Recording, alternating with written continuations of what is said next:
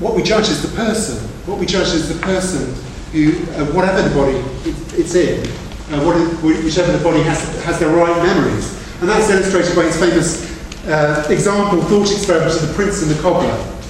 Does everybody know this example? I'm not sure because my Portuguese is, well, you've heard my whole Portuguese, obrigado, that's my knowledge. So that's very helpful translations going on. I'm not sure if this has come up or not, but there's a very famous example that he uses. What would you say if a prince and a cobbler effectively exchanged memories? So imagine this prince here. He wakes up one day with his cobbler's memories. This was Prince Charles visiting a shoe factory. So this is a genuine cobbler. Okay, so Prince Charles has memories of working in a factory and having tattoos and various things, and obviously liking a drink, so that's maybe a common feature. This guy wakes up being used to throwing his clothes on the floor and having them picked up, having huge personal wealth without having to do anything to achieve that, and a sense that of entitlement. Now, imagine that the prince originally had committed some heinous crime. Maybe he'd been involved, as some conspiracy theorists believe, in the death of a princess.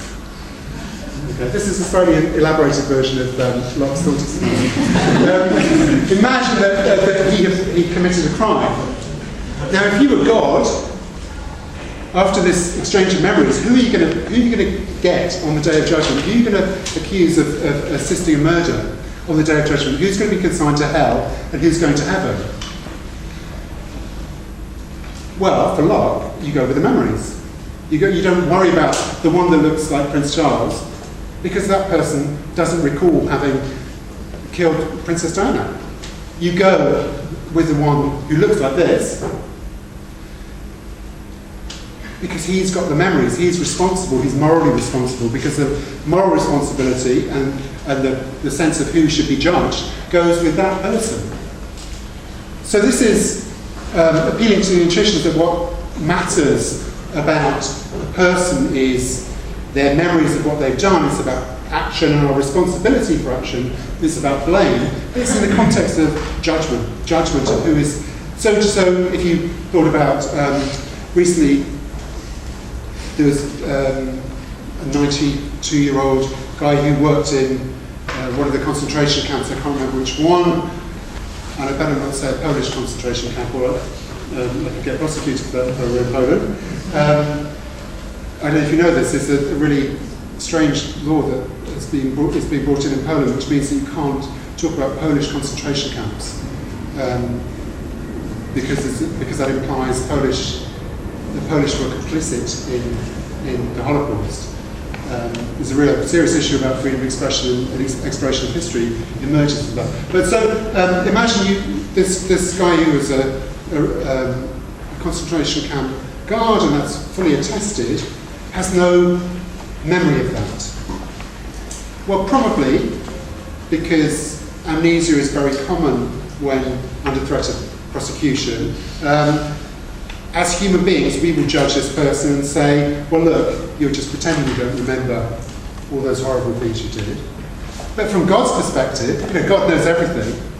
And if God can see into this person's mind and recognizes that he really didn't remember having done those horrible things, even though he did them, he wouldn't be culpable. He wouldn't be the one to blame, because blame presupposes that you have a recollection of what you did. So for me, there's a very important part of Locke's notion of the person. It's a forensic term. It's all about blame, culpability, and it's arisen in the context of thinking about the day of judgment and what kind of thing it is that you can judge, what kind of thing will come out of the ground. Now, we know this was discussed, so I won't labour this. But Thomas Reid, in the 18th century, had a brilliant way of undermining Locke's account of what makes a person with this example of the autobiographical memories of an old general. So this old soldier is sitting in his club trying to remember his life. And he remembers that he was, this is C, yeah? He remembers that he was brave in battle. Okay, so when he was younger, at the time when he was brave in battle, he could have his very traumatic childhood memory of being beaten for scrumping apples, for stealing apples from somebody's garden. And that was pretty much beaten into his memory. But somehow, as an old general, he can't remember that at all. So we have this sort of logical puzzle. I'm putting it slightly different from the way Carl put it. It's a logical puzzle. It's set up as I think of it, as a reductio ad absurdum. It's showing that, look, B can remember A, C can remember B, but C can't remember A. So you get this situation. So B is identical with A, it's the same person on Locke's account. The guy who was brave in battle is the same person as the boy who's beaten for stealing apples. He remembered this continuity of memory. And the old general is the same person as the one who won the standard in battle and who fought bravely, because he can remember that. But in Reed's story, C can't remember A, so the old general can't get back to A. He can't recollect being that child who was beaten. So that's one conclusion. So this is the idea that C can't be the same person as A in Locke's account. That's the first stage. However, in ordinary logic, if A is equivalent to B and B is equivalent to C, A must be equivalent to C. So there's something weird going on here. You've got a contradiction implied by Locke's theory. And that's supposed to be a reductio ad absurdum to show that logically Locke's theory must be incoherent. And that seems to me a pretty good knockdown argument of Locke's account of the part played by memory. Does anybody else want to leave? You're free to leave. That's right. So that seems a very good knockdown argument of the way it's set out by Locke. And I think he's right, in those simple terms. So one conclusion we might draw from this is that Locke's memory continuity condition for identity is far too stringent, it's far too tough. You haven't got to have this, to be the same person, you've got to remember exactly what you did. To be the same person as a child, you have to remember exactly what you did as that child. And anything that you've forgotten is not part of you, you're not the same person as that. Couldn't we respond then in the light of Reed's criticism and say that overlapping memories may be sufficient for the sameness of person? So you modify Locke's account and say, well, you don't have to have actual memories all the way back, as long as they overlap sufficiently that you can in the history of that person's memories, you can tell a story about how they all connect up. Perhaps that's enough. Well, that's one way out of it, I think, and that's okay if you want to stick to that Lockean kind of centrality of memory. Just as an aside, it seems to me people, I don't know about this because I couldn't understand it all, but people have been questioning the notion of memory very much. Modern psychological consensus on memory seems to be that what we think of memory is, we often describe memory as going back to a kind of filing cabinet of things that happened. But a better account than that is that each time we take something out of the filing cabinet, it is changed and put back in different form. So you don't, through your memory, have easy access to the past.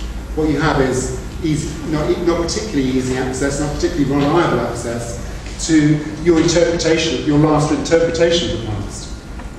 And that's without the complication of what I mentioned, memories, false memories, completely spuriously turned into first-person memories when they were third-person memories, to the sense that somebody tells you a story about something, and by some kind of confabulation, it becomes your own personal subjective memory, and you really feel that you have experienced that event yourself. So the real problems about memory, what is the memory that we're talking about here for Locke? What is, does it have to be a reliable memory? Does it have to be just the subjective experience that you think you feel part of that person? And what if, for instance, with the Auschwitz guard, what if he actually did perform terrible acts, can't remember them, but somebody tells him that he did these things, then it feels as if he remembers them. That's not a veridical memory in the sense it's got the correct outcome, but it's not got the subjective memory that gives him a direct route back to the past. So there's all that going on. So another way out of this, if you take read to be correct, might be to question whether a kind of coherent autobiographical narrative is actually at the core of selfhood. What makes me the same person may not be the story that I tell myself about my past. There might be something else going on. So, if you go back to the Buñuel thing, you have to begin to lose your memory if only in bits and pieces to realise that memory is what makes our lives. Oliver Sacks used that as the preface for this case study in The Man Who Mistook His Wife for a Hat, which he calls The Lost Mariner. So this guy, the Lost Mariner, was an alcoholic it turns out, in the 1940s. A sailor who got Korsakoff syndrome from alcohol abuse. He had so much alcohol that basically he destroyed parts of his brain through that. And he seemed to be, he was examined in, I guess it was the 1980s, by Oliver Sacks. And he seems quite normal at first. He's a kind of cheery guy, and he says, "What's up, Doc? Where would you like me to sit?" And he interacts with Oliver Sacks in quite a normal way. But then it emerges in the course of the conversation that although he's in his 50s, he feels that, I think it's 50s, he feels that he's still 19, which is bizarre. And he's sort of locked into memories of 1945. It's as if every, 60s, is it? 60s, okay, 65. So, nothing much turns on that, but yeah, thank you. So he feels stuck in 1945, essentially.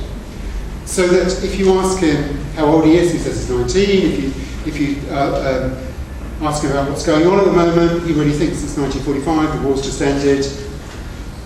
And everything that happens to him when Oliver Sacks sees him, he retains for seconds. I think. There's a sort of sense in which there is a bit of a memory that just goes. And so at one point Oliver Sacks goes out of the room and comes in again. It's like starting fresh with a new person. He hasn't seen Oliver Sacks before. He's forgotten who this is. He says, "Oh, hi Doc, what's up?" Oliver Sacks did this horrible thing, which he regrets, he says in the case study, of confronting the Lost Mariner with a mirror. He says, you can't possibly be 19. And the Lost Mariner is absolutely horrified. He looks in the mirror because he's much older than he believes that he is, and is very, very disturbed. So Oliver Sacks gets him to look out of the window, look at the children playing in the park, and pretty soon he's forgotten that he's disturbed. So Sacks, seriously I think, describes him as a lost soul.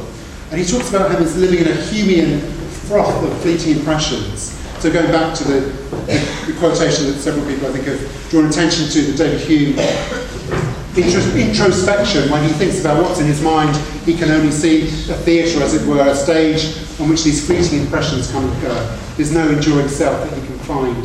There's no soul.